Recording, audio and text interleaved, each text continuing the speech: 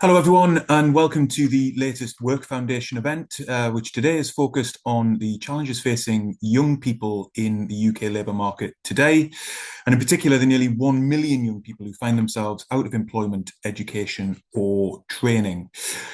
My name is Ben Harrison. I'm director here at the Work Foundation. We're a research and policy think tank, which is part of Lancaster University. And through our work, we're committed to supporting everyone to access well-paid and secure employment. Our current work programme is particularly focused on job insecurity for those who face structural disadvantage within the labour market, as well as the interrelationship between health and work. Now, of course, everyone dialing into the call today will know that the challenges facing young people have dominated discussions of the UK labour market for some time now. A lot of the focus has understandably been on the numbers of young people not in work, and of course that'll be a big part of the discussion this afternoon. But I think it's really important that we dig down a little bit deeper and understand really the reasons that are driving the picture that we see, from the experience of education that young people have through to the specific impact of COVID on the current generation of young people arriving into the labour market, through to the quality and accessibility of jobs, and even the threats to entry-level roles posed potentially by AI and the adoption of new technologies. And it's really only by doing so that policymakers will be able to fundamentally address some of the issues at hand. And as I say, while a lot of the focus has been on the challenges facing young people not in work, of course, we also know that the picture for young people in work isn't necessarily much better either. Work Foundation research has shown that young people are twice as likely to be in severely insecure work. An analysis of the latest data from ONS that we published just this week shows young people being 5 times more likely to be on a 0 hours contract. And while for some this kind of insecurity might be temporary and not harmful, the evidence suggests that these kinds of jobs do not always provide a reliable route into more secure and sustainable employment over the long run. And I think it's fair to say that government does recognise the sort of scale of the challenge that young people do face. And reflective of that, they have introduced a wave of new policies over the course of the last 12 months in particular. And they have commissioned a longer term review by the Right Honourable Alan Milburn. And it seems to me, looking across that picture, there's an effort underway to try and get the balance right when it comes to ensuring that work for young people pays and is secure, that health issues that young people may be facing are addressed in a timely fashion, and that tailored employment support at the local and the national level is in place that can support young people into the labour market. But it remains to be seen whether the mix of policies being proposed right now is quite right, and whether the design of flagship interventions like the youth guarantee is ultimately heading in the right direction, and how ultimately government intends to fund and scale up new and innovative practices across the country where they are seen to be yielding results. So these are just some of the discussion points that I want to get into today. We've got a fantastic panel of contributors that are going to help us do that. Susannah Hardyman, Chief Executive of Impetus, Shuab Gamote, a researcher on issues facing young people and a member of the current Milburn review into the NEET challenge. Nathan Weeks, who's Head of Employment Support and Careers at the West Midlands Combined Authority, and Chris Smyth, who's the Public Policy Editor of the Financial Times. Before we hear from our panellists, I'm going to hand over to my colleague Amelia Williams, who's going to provide a snapshot of the latest data from ONS that was released earlier today and what it's telling us about the NEET challenge that the UK faces. Over to you, Amelia. Great, thanks so much, Ben. So, the UK labour market has become an increasingly challenging place for a generation of young people who face a range of distinct health, social, and economic issues. And this is evidenced by the number of young people not in employment, education, or training, or NEET, being persistently high over the last 2 years. Today's latest figures from the ONS show that the number of people aged 16 to 24 who are NEET rose to 957,000, and this is an increase of 11,000 from the last quarter. This increase was largely driven by rising numbers of young women, with an increase of 13,000 on the quarter to 448,000, while young men saw a slight decrease to 510,000. Next slide, please, John. Interestingly, however, the challenge has evolved with a shift in the number of young people actively looking for work. 3 in 5 NEET young people are economically inactive, but this has decreased by 34,000 on the quarter, and recent data from the DWP indicates that 45.8%, or nearly half, are now classed as disabled, and this has risen rapidly over the last decade. Today's data also shows that over the same period, the number of unemployed young people has risen by 45,000. Counterintuitively, this may reflect more young people moving closer to entering employment as they are actively looking for work, but only if they're able to find work. This kind of begs the question, are there jobs available for the 411,000 unemployed young people looking for them? With unemployment across the labour market rising and vacancies having declined over the last 12 months, there's a serious risk that more young people will slip into long-term worklessness without further government intervention. Next slide, please, John. So the government is responding to these challenges through a youth package and the youth guarantee. This in particular has the potential to help here, but only if done well. Evidence from both the UK and overseas is clear that these kinds of schemes must focus on connecting individuals to good jobs with a living wage, job security, and opportunities to progress if they are to lead to long-term sustained employment. The youth guarantee for 55,000 young people presents a number of questions, however. Are the jobs of the right quality? Will they provide a stepping stone into sustained employment? Does this youth package reflect that different areas will face particular challenges? And will government plans take account of broader changes in the labour market, including less entry-level jobs and the rise of automation and AI? Hopefully some of that has given you some food for thought as we enter into our discussions today, and I will pass back to Ben to introduce our panel. That's brilliant. Thank you so much, Amelia. Really helpful summary of the pressing issues. I should say, before I do introduce our panel, we're really keen to get as many questions from those dialing into the call today. If you can use the Q&A function for that, that would be great. And I will try and bring as many of them into the conversation and get our panelists' responses as we go through. But for now, I'm going to hand over to Susannah for your initial reflections, and then we'll work our way through the panelists. Brilliant. Thank you very much, Ben, and thank you for the introduction and for convening us all today. It's a pleasure to be speaking. As Ben said, my name is Susannah and I'm the Chief Executive at Impetus. If you haven't heard of us, we're an impact funder in the education and youth employment space. And alongside investing in brilliant non-profits working in these domains, we also carry out research and influencing in the education and youth space. And one of our recent pieces of research was specifically looking at understanding exactly who it is that is ending up not in education, employment or training, which feeds in beautifully to what we're talking about today in light of the latest statistics. And that research was is the most accurate picture to date of who exactly these young people are. And if we understand who they are, where they are, what some of their barriers are, I believe we stand a much better chance of finding solutions.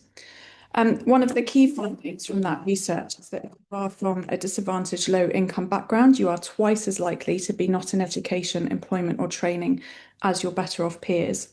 And we also found strong evidence of what we call a compound disadvantage. So when multiple factors affecting a young person are in play, they're even more likely to be further from the labour market. To give an example of that, if you're from a disadvantaged background, you have SEND and you have low qualifications, you're 3 times more likely to be not in education, employment or training. We also found some really fascinating findings around geography, and it's not as straightforward as a north-south divide or an urban-rural divide, but actually the picture is much more nuanced than that. Additionally, we found that broad ethnic categories that are often used often obscure really key differences. So again, to give a specific example, we found that Black African backgrounds are less likely to be NEET than Black Caribbean backgrounds, but yet so often everything gets put in one bracket of Black or Asian, mixed, white, and so on, but that can really obscure some key differences. And one of the things I'm really passionate about is that to overcome this, we really need to understand the importance of qualifications, and therefore tackling this issue isn't just a post-16 issue, but it's about what happens back in schools. Our research showed that for every step up the qualification ladder, you halve a young person's chance of being NEET. So I really believe we need a stronger joined-up approach to what goes on in schools and education, as well as all the efforts to tackle what's going on post-16 in the labour market. I have hope though. One of the things I love about our work at Impetus is we work hand in hand with some really brilliant partners in this space. Two of them in youth employment we've worked with for a number of years. Spear, a coaching program supporting young people into employment. Some of you might know it as Resurgo, and Generation, which run incredible skills boot camps and wraparound care. And their data is seriously impressive in showing that it really is possible to shift the dial on some of these really stubborn challenges if that right support is there. But it needs to be holistic, it needs to be long term, and it needs to be really well thought through. I'll perhaps pause there. I'm sure there might be questions later on, but I hope that's given a little bit of a flavour as some opening remarks. Brilliant. Thank you so much, Susannah. Shuab, I'll come to you next, please. Thank you, Ben, and thank you to the Work Foundation for the invitation today. My name is Shuab Gamote. I'm a researcher and writer. And as Ben mentioned, I'm a strategic advisor on the Milburn Review and leading their qualitative research, speaking directly with young people across the 4 countries. And I'm particularly interested in understanding their journeys into being NEET and their experiences along the way. In terms of the data that was released today, there's nothing that really surprises me, but it is incredibly sobering and sad to think of the scale of the problem. But for me, I think it tells us that we need to act quickly, particularly on transitions young people make from school into work, into training or further education, because that's where too many are currently falling through the gaps. What I've been doing recently is as part of that traveling around the country is a national listening exercise, leading kind of the core research, speaking directly with young people about their experiences and the barriers that they're facing. I mention that only because it's shaped how I interpret the data and what it's pointing to. When you sit with young people and hear their stories, the picture becomes much more human and much more complicated than a single headline figure.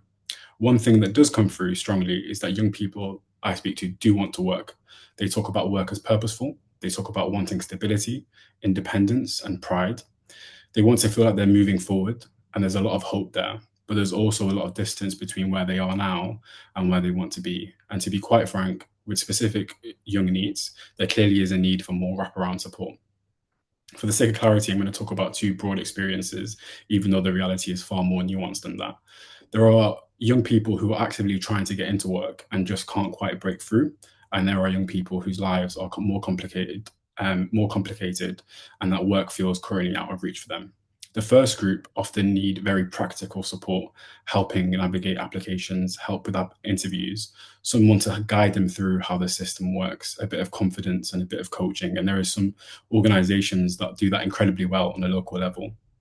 The second group are often carrying much heavier burdens, mental health challenges, caring responsibilities, housing instability, and a series of setbacks that have chipped away at their confidence. And what you hear from them isn't a lack of ambition, it's a lack of readiness. They'll say, I want to work, I'm just not there yet, or I don't think I'm good enough.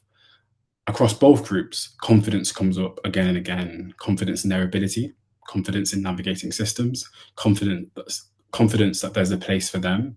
And that's where earlier experiences really matter. So a question that I really want to explore over the next couple of months traveling around the country is, how do NEET young people leave school? Do they leave with confidence and enthusiasm about their future, or does it leave them feeling like a failure? Because when we've been talking to young people about school, a lot of them describe it as a place that didn't build them up. They talk about stress, about pressure, about feeling overwhelmed, feeling like the system wasn't built with them in mind. And of course, some of them do have positive experiences, but for many, school is where their first sense of this isn't for me takes root. So by the time we're talking about youth unemployment or inactivity, we're not just talking about skills, we're talking about confidence. We're talking about whether young people feel ready and capable and supported enough to take the next step. So yeah, I think we'll get into a little bit more detail about kind of what we're looking at, and if there's any questions, I'm more than happy to answer them. Thanks, Ben. Brilliant, thank you so much. And I think already just from your contributions there, Shuab and Susannah, is getting a sense of the importance of early intervention and potentially which would be good to explore. But I'm going to hand over to Nathan now for your reflections from the West Midlands. Hi, yeah, thanks for having me today. Yes, my name's Nathan Weeks. I will be, really interesting points put by panelists already, and I'll be reflecting on some of those. So, for me, the statistics tell us something both, I guess, urgent and structural. If you look at the region where I work in, the West Midlands, the scale that we've got is quite stark, really. We've got around 2,500 16 to 17-year-olds that are currently classed as NEET, another 3,000 within the system which are not known. And on top of that, we've got over almost 30,000 18 to 24-year-olds out of work, and that number's increasing. There's not really a simple solution to youth unemployment. The challenges require systems approach thinking. But the numbers only tell us part of the story, as I guess we've already heard from some of our panelists. What's more concerning, I guess, is the complexities behind that. Poor mental health among young people who are NEET has nearly tripled in the last 5 years. Youth unemployment isn't really just about vacancies and qualifications. It's increasingly about health, confidence, resilience, and sustainable support.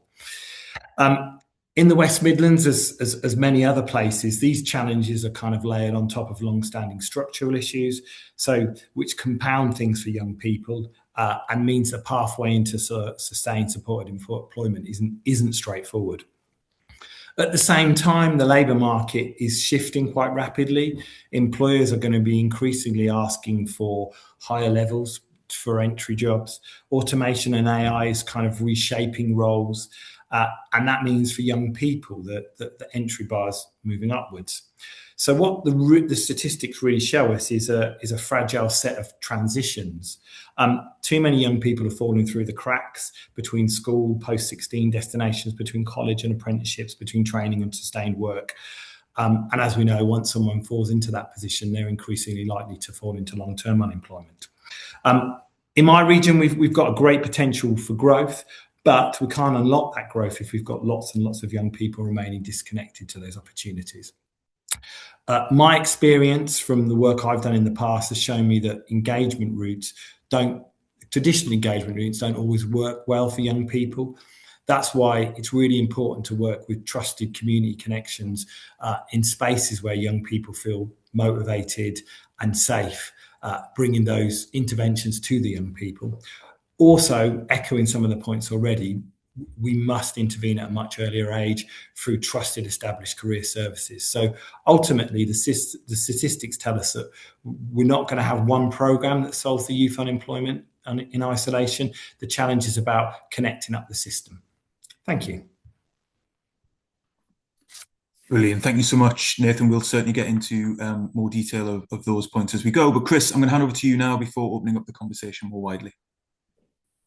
Hello. Well, thank you for that. A very interesting discussion so far. And we obviously heard from Shuab about the diversity of experiences of young people here. But I think, broadly, you can classify the sort of NEET challenge in two halves. There is the unemployment side of it, and then obviously you've got big structural questions about regional inequality and things like that. You've got the much more shorter term things about the actions the government has done recently on the cost of employment, and potentially that good news that we heard about at the start in terms of people maybe getting closer to employment. But I want to focus more on the inactivity side of things, which I think is in many ways a knottier problem. And that, the sort of aggregate we saw at the beginning in those charts, I think probably does actually hide quite a big shift on what is going on here, in the sense of the big rise in ill health as a reason for being NEET. I think it's now about a quarter of all NEETs, cite ill health as the reason. That's twice the proportion of a decade to go, which is a pretty big shift, I think.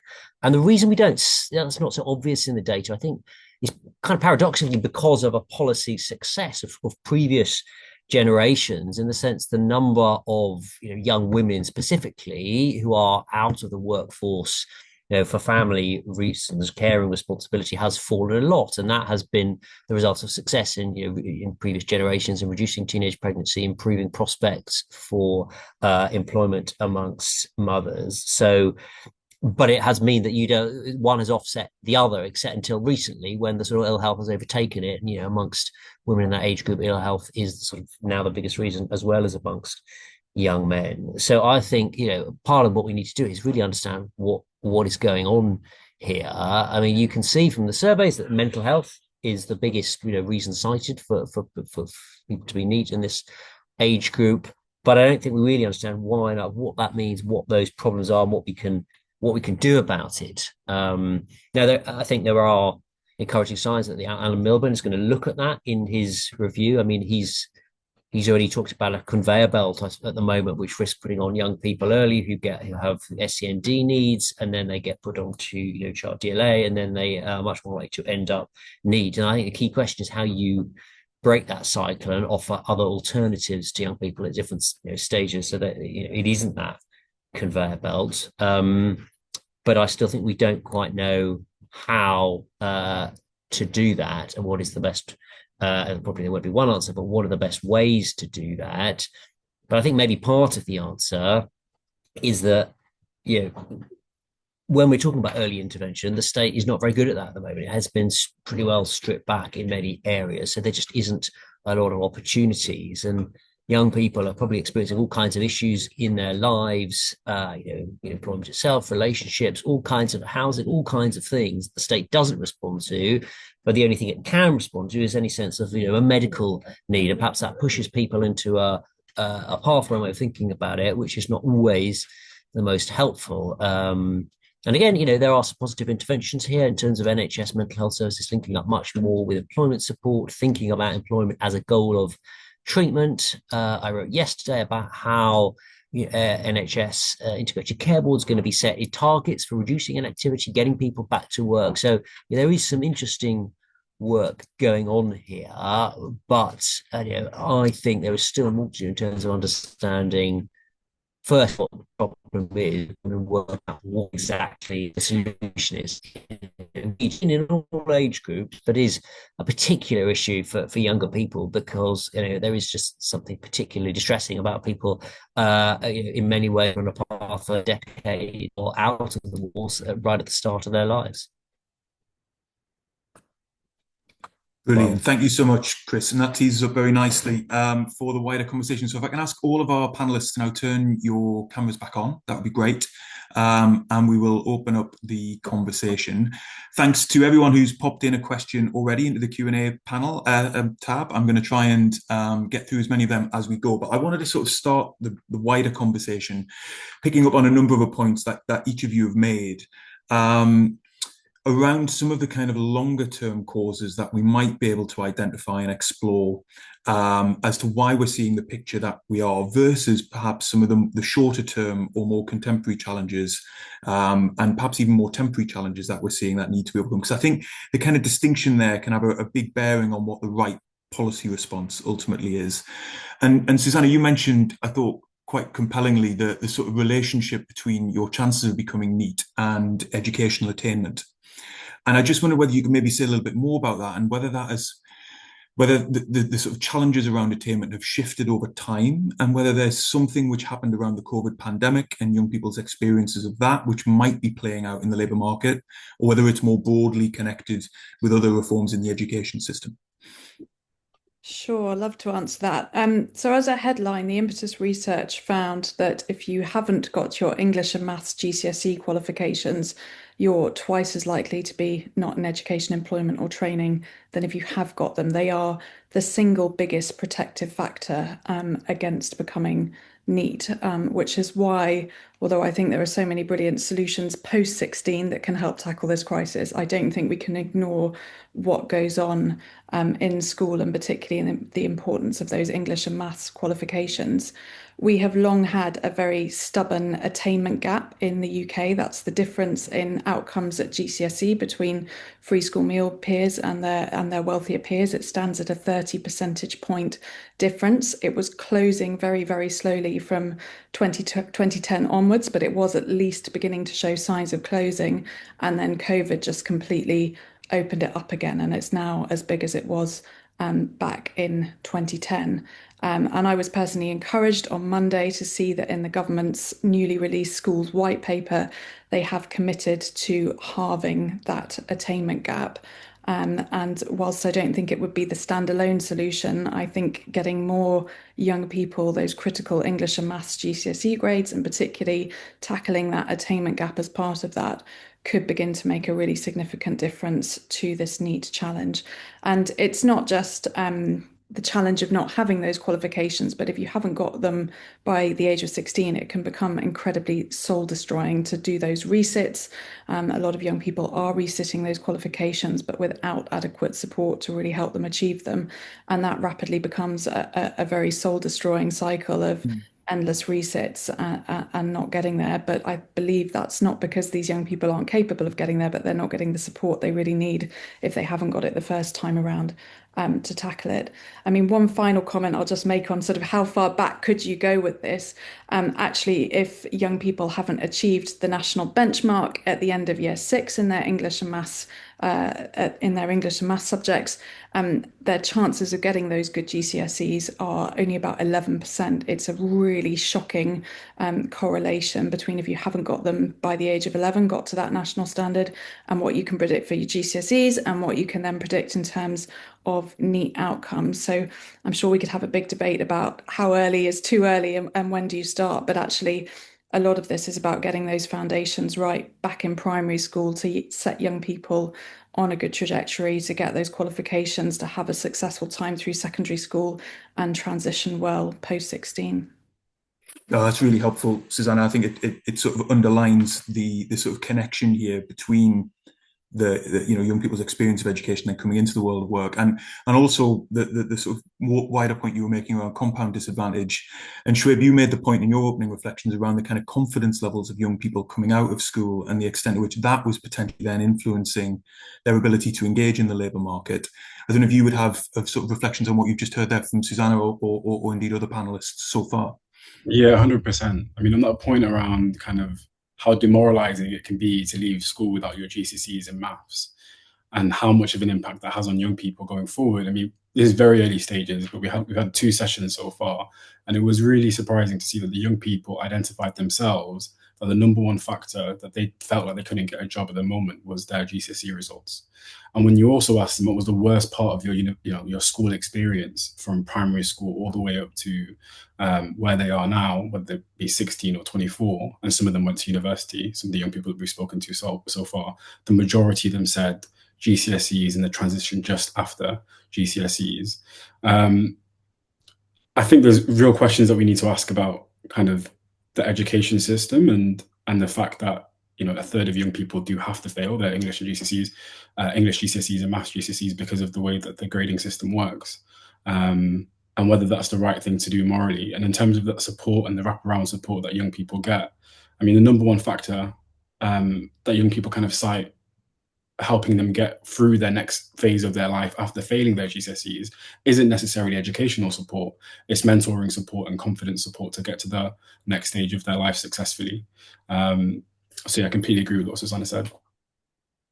Brilliant, thanks, Shuab. And we've had a question from Colin Crooks come in just around the sort of geography point of what we see around NEET. And there's obviously a kind of national element to that. But Nathan, I wonder if I might come to you and just from the kind of point of view of the combined authority, you mentioned the sort of overall numbers that you see within your area. But are you seeing that vary from neighbourhood to neighbourhood? And does that align with what perhaps we've heard so far as well around sort of ideas of compound disadvantage or different communities and demographics? Yeah, I think we've got obviously a really wide population and differences right across the regions. We work really collaboratively with our local authority partners, and there's a different picture right across the patch. And I think what it really shows the need for is the need for there to be a real kind of local kind of intervention that makes up the makeup for local people. And that could be very different than, say, somewhere in Dudley or to the centre of Birmingham. There is a real difference to that. There are some of the headline stuff that we've talked about already around health, transition, that play a part right across the region. But there is a real difference, and that's for us why our focus is really trying to create a kind of an integrated system around employment and skills and health that is really place-based and local and really meets that local need. Because although there are some elements that are absolutely you can see right across the country, each locality will need and has to have a different type of intervention, and some of the challenges that they're facing are quite starkly different. So absolutely, that's the case. And a lot of the work we're trying to do is to make sure that we get that place-based delivery right, and that it's designed for the residents in that area. So yeah, absolutely. That's really helpful. Thanks, Nathan. And Chris, it would be great to get you to pick up on any of the sort of points we've heard so far. But I suppose your sort of key challenge that you're outlining is in that sort of inactivity space and connecting into health. And I suppose just it would be great to get your sense of, therefore, how much of what we're seeing today may well be at least a byproduct of austerity and some of the other kinds of governmental decisions that were taken over the course of the last 10 to 15 years, and the extent to which either that's shaping the experience of young people growing up, or it's meaning that as they come to try and access services to maybe help them with a health issue, they're finding that difficult to do in a timely fashion, and that's something that needs to be addressed as well. Yeah, I mean, it clearly is a legacy of many of those things, and I mean, in a way, the bigger point is not even that people find it hard to access services for health problems; it's that they find it hard to access for other problems that don't get addressed. Housing, education, debt, and therefore they sort of become health problems because they've not been addressed in other way. People are more likely to develop mental health problems if they have difficulties with housing and so forth. And I think that in many ways, because the NHS has been relatively protected, it is the only service there in some cases, it is pushed young people and other people towards that conceptualizing of their problem in that way, because that's the only way they can get any help. And so I think the role of the education system here is interesting, and there is no doubt that COVID, breaking that social contract about going to school and the persistent absent crisis since then.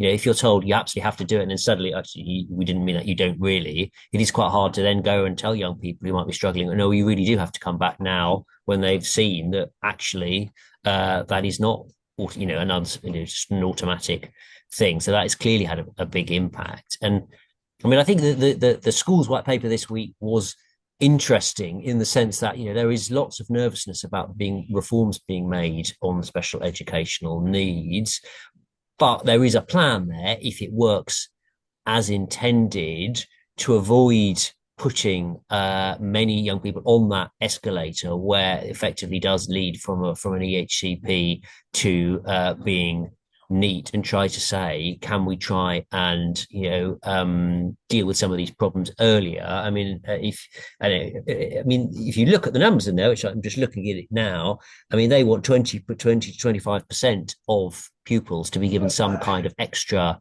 support, essentially to stop them developing these longer term problems, which will make them more likely to be NEET. So, I suppose though, if that works, that is a sort of an interesting way of approaching it. Obviously, we will see whether that actually happens. Absolutely. Thanks, Chris. We've had a question from Bethan Jones, who is sort of asking around the evidence when it comes to young people moving into work and then falling out of work. And I suppose that speaks to, Shuab, some of the things you were describing around sort of identifying those transition points, or where young people might fall through the cracks and into sort of NEET status. There is that moment of kind of coming out of education into the world of work, but then I suppose it's also the kind of quality and nature of the experience of work that young people have. That could also be a sort of very vulnerable moment in terms of what then happens over the medium to long term. Yeah, definitely. I mean, there was a point made about there was a conversation that we were having about Amazon warehouse jobs in a local community that we were in, and a young person saying that, like, I tried that for 2 days and for my mental health, I couldn't bear it. I think there's also a wider point about types of work, and for some of these young people, going from not being in employment to full-time employment will not be a transition that they will be able to build with well. And they might not be able to do that, but a successful kind of transition for them might be going from not being in employment to being in volunteering, to then doing 2 days a week, to then being in full-time employment. So I think there's a lot of nuance there. Could I answer a question that I was asked in the group that I saw that was directed straight at? Yes, please do. Yeah. So there was a question about the two groups. I mentioned there's 2 groups, and I was just simplifying that for the conversation. But in reality, the research that we're doing is looking into a lot of different barriers that young people face, and we're also looking at kind of trying to create versions of archetypes that might be useful for people to comprehend in the civil society sector what types of young people there are. But while there is them kind of 2 groups that I talked about in terms of young people that are inactive and young people that are looking for employment, they're not the 2 groups that we're looking at. We're looking at, young carers are incredibly important to us, and we're working with the Carers Trust on that. We're talking to young people that are care leavers, young people from low socioeconomic backgrounds, young people facing neurodivergency issues as well. So just wanted to make that clear, because I knew that the oversimplification wouldn't be helpful, but I thought I'd just use it because I had 2 minutes to speak. So yeah, thanks for that question. Look, that's really helpful. Thanks for that. Susannah, we've had a few questions in one way or another, which are sort of also exploring, I suppose, not just the sort of educational attainment that people leave school with, but the sort of skills and work readiness, and the extent to which young people are emerging into the labour market prepared for work. And I just wonder whether you had sort of reflections around that, and again, maybe speaking to some of the jobs gap analysis that you were talking about earlier.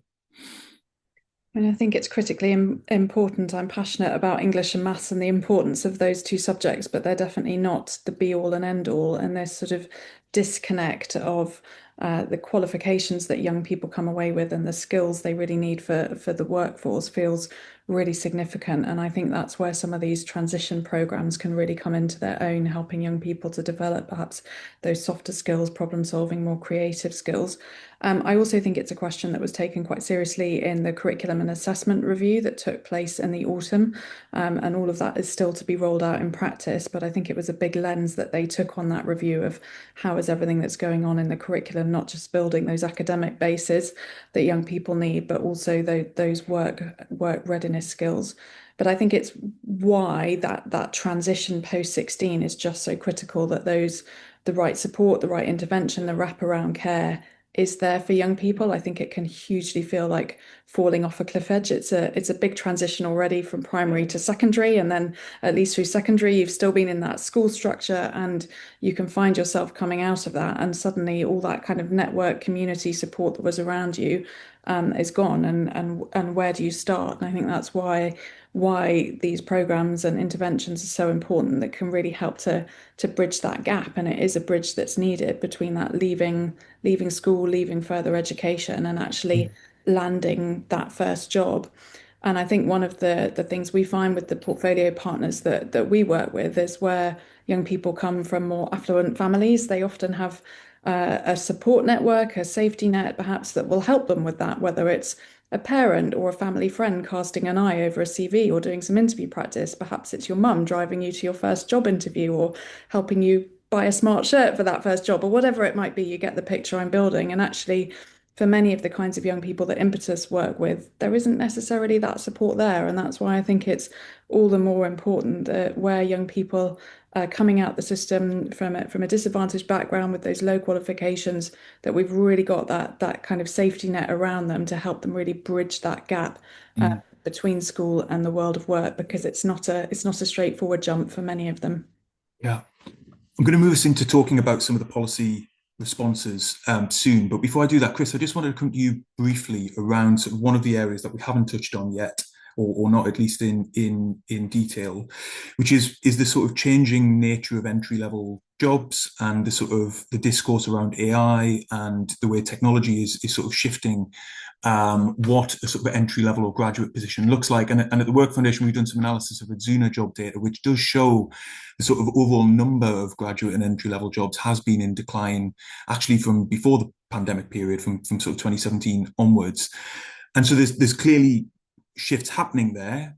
It would be great to get your reflections on the extent to which what we're seeing today is as a result of technology and AI, also perhaps potentially wider shifts as well, because I know there is some debate about that.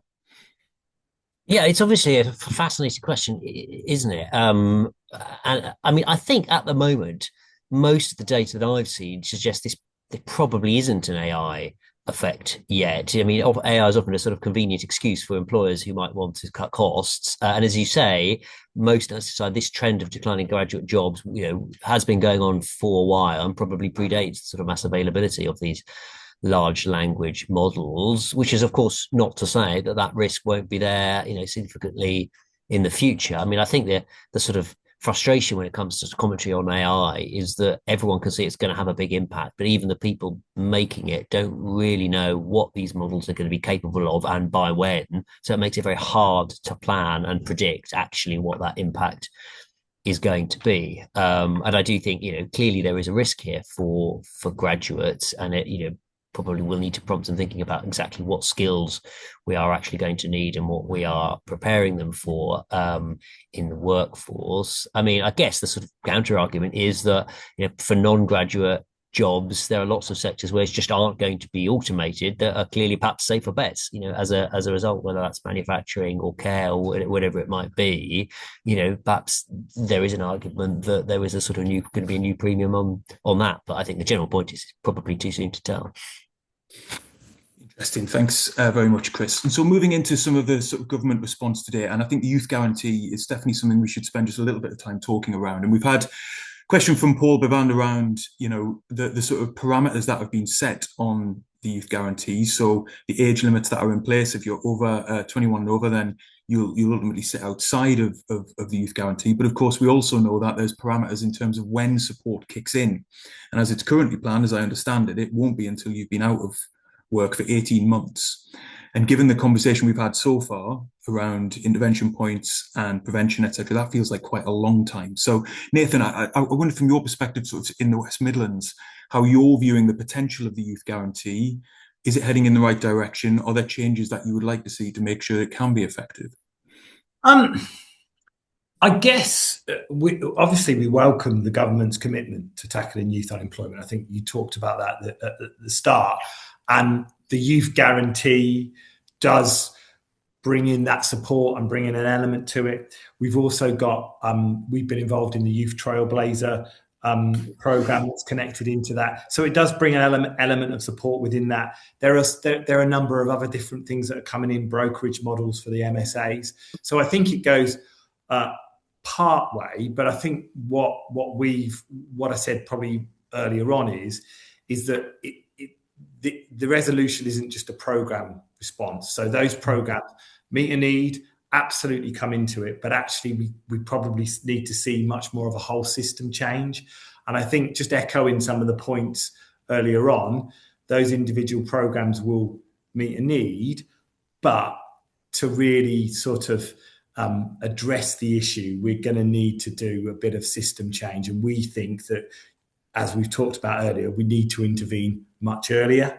We need to strengthen that in careers engagement much earlier, and we need to create that link to employers much earlier. Just going back to a previous couple of points I think Anne was making, there's research that says that up to even by the age of 7, sort of vocational stereotypes and ideas are already set. And so that real piece about this needs to be a system piece and going much younger, I think is the bit that we'd really be keen to look at and ensure that you go much younger and you do transition.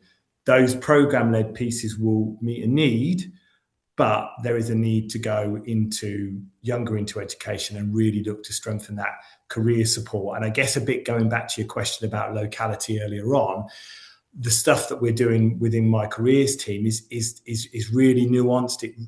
We really focus on particular schools, looking at what particular student groups we need to support. And the more that we can focus that, the more successful we are in the long term. So I guess those programs have a place, but for us, it's around how do we move some of that support to younger years, as others already said.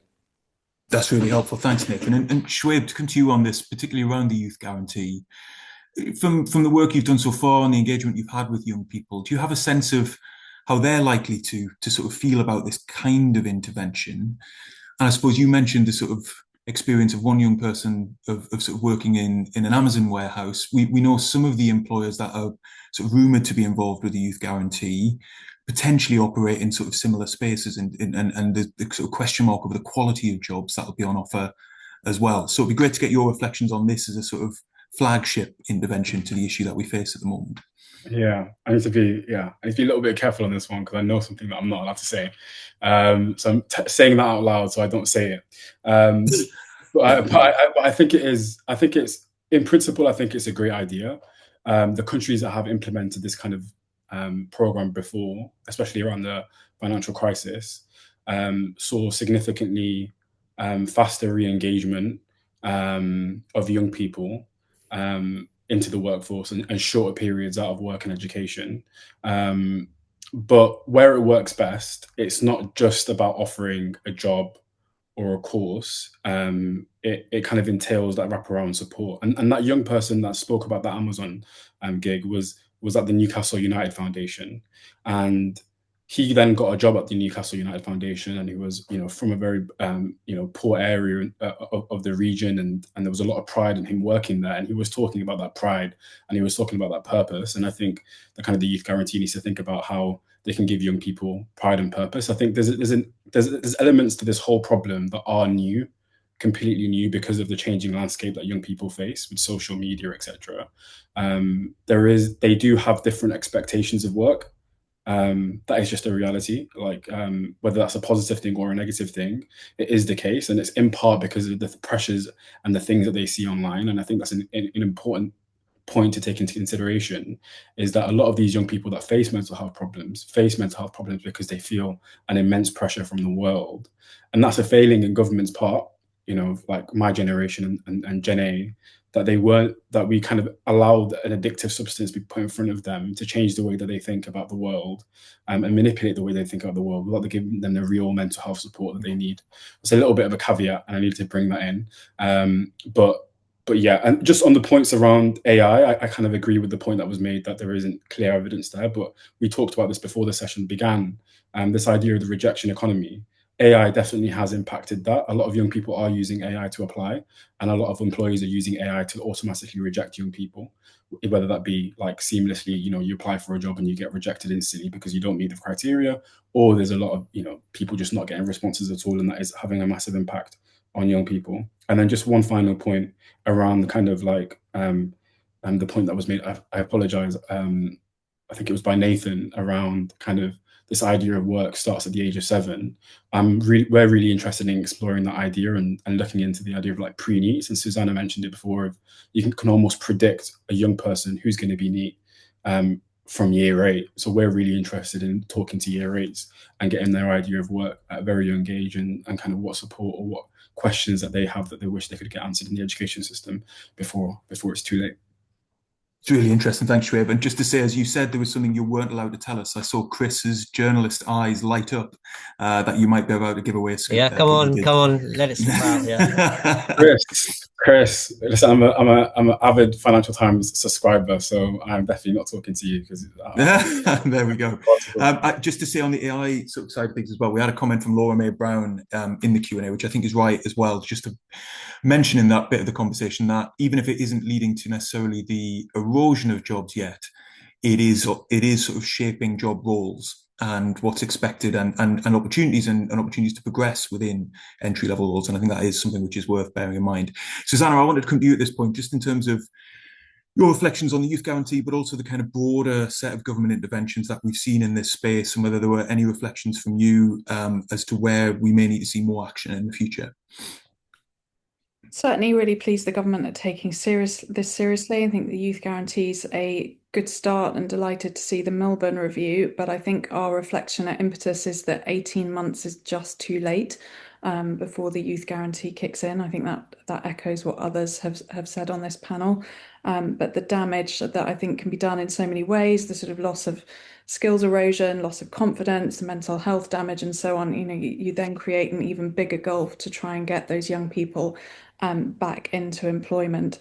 I'm not sure I have the answer on the perfect point at which that support should start, but generally my sense would be the earlier the better. Obviously there will be fiscal constraints on that, but I think if we could get in at the 6 month point or even the 12-month point, it would actually be a saving in the long run versus that sort of entrenched damage that gets done the longer young people are out of education, employment, or training. So we certainly welcome the youth guarantee, but we're not being shy in suggesting to government it really needs to happen earlier on in that journey.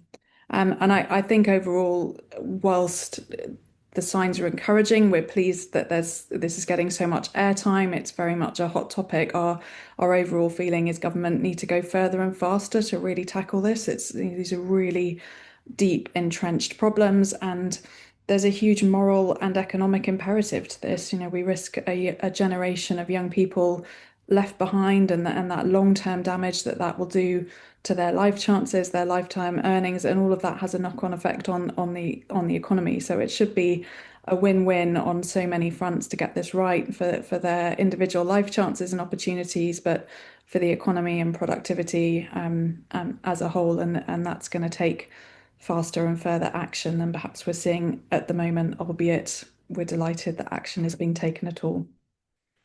Thanks, Susannah. I actually wanted to bring us in just for the final sort of 5 minutes of discussion around the sort of connections to the economy and to the government's growth agenda. And Chris, you mentioned in your reflections the sort of wider experience of employers over recent times, and obviously they've gone through a kind of cost of living crisis, inflation crisis relatively recently, the pandemic, and then some of the other choices government has made around tax, around the youth minimum wage, and just whether, from your perspective, the government's got the balance here right in terms of trying to strengthen the sort of security and pay of jobs for young people versus supporting employers to offer them in the first place. And just a quick supplementary, because I'm conscious we may run out of time.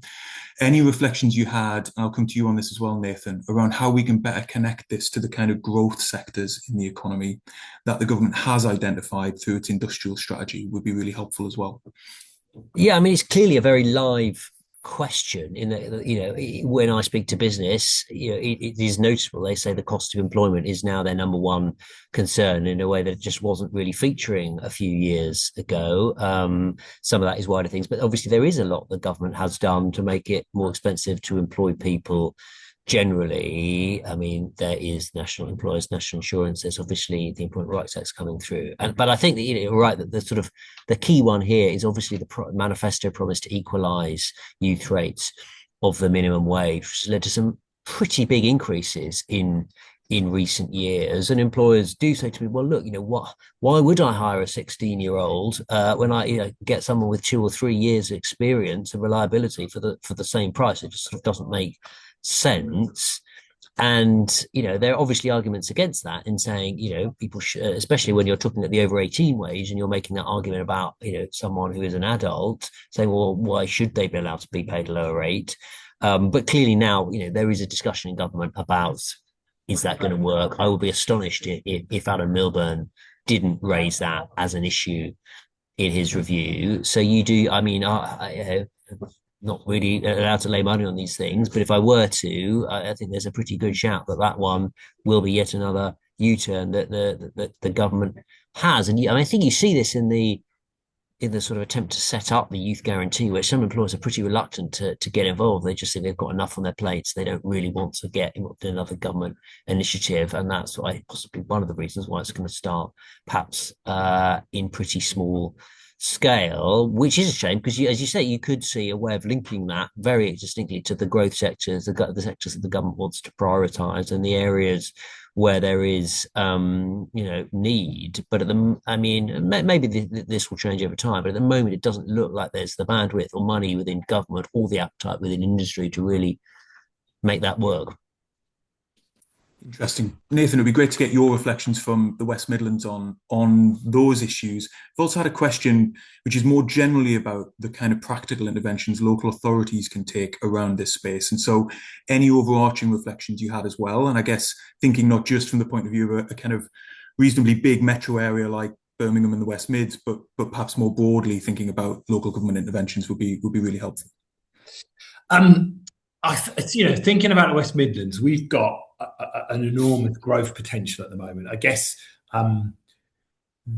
we're probably in some parts of the region, we're at an unprecedented position in, I guess, potential and coming private investment into the region, connected into infrastructure, sports, entertainment stuff. There's a real opportunity for us here, but there's also different growth sectors around things like advanced manufacturing, green industries, health innovation, digital, and creative sectors. And I think the challenge that we're looking to plug is, how do we upskill, prepare young people to go into those growth sectors? So I think for our region there are future opportunities, but what we're having to do is look at how do we prepare young people to do that. And again, I guess going back to my previous point, we really believe and are looking at how we go and put those interventions at a kind of a much younger age. A big part of the work that we're doing as well is looking at employer capability and resilience. I do think it's really important that we do look at what we can do to support employers, as well as them supporting the growth of what we're trying to do. So we're looking very much around good work charters, how we can use employers that are exemplar in this region to support others. So absolutely, employers play a part of it, and I think employer capability and resilience are really important. I think going back to my previous comments, if we're talking about location and local authorities, I'll go back to my point of making sure that the interventions that we're providing, whether they're for young people or whoever they are as a resident, they need to be really place-based. They need to be around providing, I guess, a multi-agency approach in the locality where people will go and be able to access it. And I think that wherever you are, that is an approach that, local authorities, combined authorities will be able to make. One of the experiences I think that we've had as an organisation, but also from my experience of 20 years of providing employment support, is trust is really important. And to go to deliver in a place where individuals, young people in this case, feel trusted, in an environment that they're trusted, that's critical, because the support will be so much more powerful from the start if you're coming from a place of trust. So I guess, again, back to the locality piece, it's around going to an area of trust, I guess. Brilliant. Thank you so much, Nathan. And thanks to all of you for your contributions. It's now time for me to ask you, each of you, a terribly unfair closing question with a terribly unfair time limit on your answer. But just to round us out from the conversation we've had this afternoon, I'd like to ask each of you to just give us a sort of sentence or two max, because we are up against time, on where you think the government's big priority in 2026 on this issue should be. And I'll take each of you in turn. Shuab, I'll come to you first. I think if there was kind of one intervention that could be made, I think it would be focusing on embedding a proper transition phase in the last 2 years of school, so that every young person leaves with a practical plan, real experience of the world of work, and a strong relationship with a trusted adult in their next phase of life. Brilliant. Susannah, I'll come to you. So hard to think of one, isn't it? I think I'd love government to think much more about the links at each stage of these journeys that we've talked about, right the way back from primary school, secondary, and what that means for that transition. But I really want to jump on that word trust and trusted adults.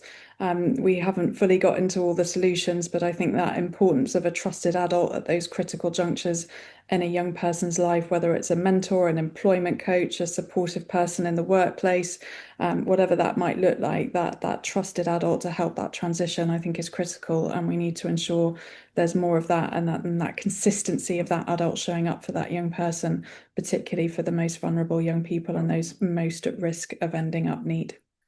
Brilliant. Thanks, Susannah. Chris, I'll come to you next, and then Nathan, you'll have the final word. Well, I'm going to give quite a nerdy answer, I think, which is to better understand what is actually going on. I think what the government really needs to do, particularly on the ill health part of this, is to use the Milburn Review and build on that to properly understand both quantitatively and qualitatively what is going on with this rise in ill health amongst young people, particularly the mental health aspect. What pathways are people on that are leading them to becoming NEET, because I think if we don't really understand that fully, and I just don't think we do properly at the moment, we don't stand a very good chance of putting in interventions that work. Brilliant. Thanks. Nathan, over to you. Echoing probably stuff that we've already said and others have said, making transition seamless, I guess, is really important. That intervention, looking at how we can get that intervention into early years, but how we can integrate that support more. I think that's really critical, because then you bring in the whole ideas of skills and health as well as employment support. Brilliant. Thank you very much. I think that just about brings us to a close then in terms of the conversation this afternoon. Again, a huge thank you to all of our panelists for their contributions, to all of you for attending. Apologies if I didn't get to your question. We've had an awful lot, but hopefully they've helped shape the discussion we have had. And to the Work Foundation team who lead on producing our analysis and on putting sessions like this together. You can keep up to date on the Work Foundation's research and engagement via our website and social media channels. Two quick things I would flag. Firstly, our head of research, Alice Martin, has written a great blog on job guarantees in Europe, which is very relevant to some of the discussions that we've had today. And secondly, you can now find the final report of a major Nuffield-funded programme focused on the experiences of disabled workers of remote and hybrid work, undertaken by the Work Foundation, colleagues at Lancaster University, Manchester Met, and Universal Inclusion on our website as well. And that will be the subject of our next webinar on the 24th of March. Again, details are on the website. We'd love to have you there as well. For now, though, thank you once again. I hope you found the discussion valuable and I hope you enjoy the rest of your day.